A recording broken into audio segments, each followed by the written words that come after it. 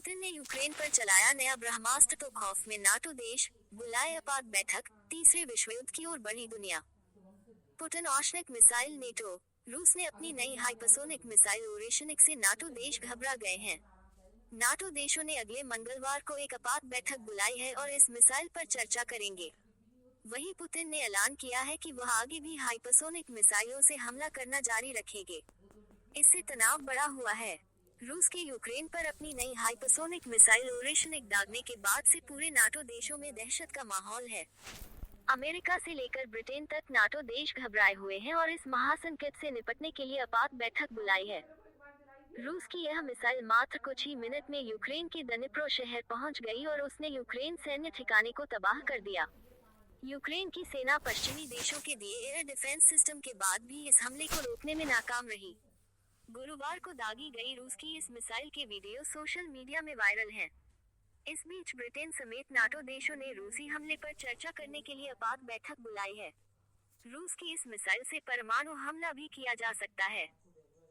NATO की यह बैठक ऐसे समय पर होने जा रही है जब पुतिन ने ऐलान किया है कि वह आने वाले दिनों में यूक्रेन पर और ज्यादा हाइपरसोनिक मिसाइलों की बारिश करने जा रहे हैं। इससे पहले यूक्रेन की सेना ने अमेरिका और ब्रिटेन के मंजूरी देने के बाद लंबी दूरी की मिसाइलों की मदद से रूस के सैन्य ठिकानों पर हमला बोला था।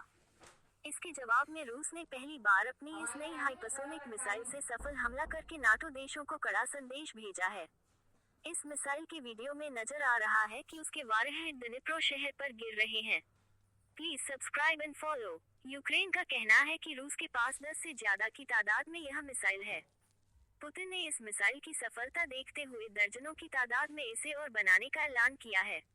स्काई न्यूज की रिपोर्ट के मुताबिक अगले मंगलवार को नाटो देशों की यह बैठक होने जा रही है।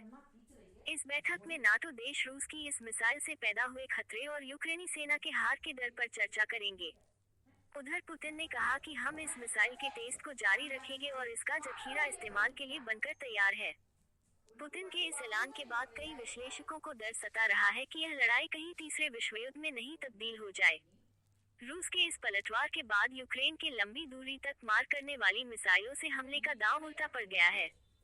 अमेरिका के रक्षा मंत्रालय का कहना है कि रूस इस मिसाइल में परंपरागत विस्फोटक के अलावा परमाणु बम भी फिट कर सकता है।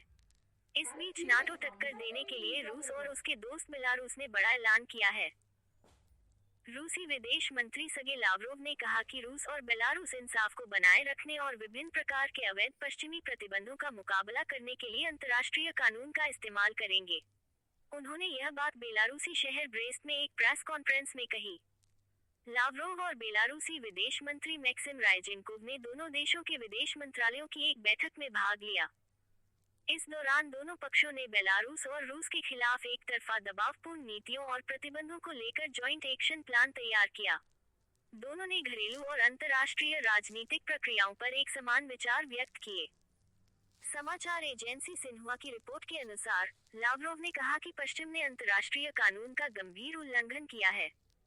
वहीं विश्व व्यापार संगठन, अंतर्राष्ट्रीय मुद्रा कोष, विश्व बैंक के सभी नियमों और वैश्वीकरण की अवधारणा की भी धज्जियां उड़ा दी हैं।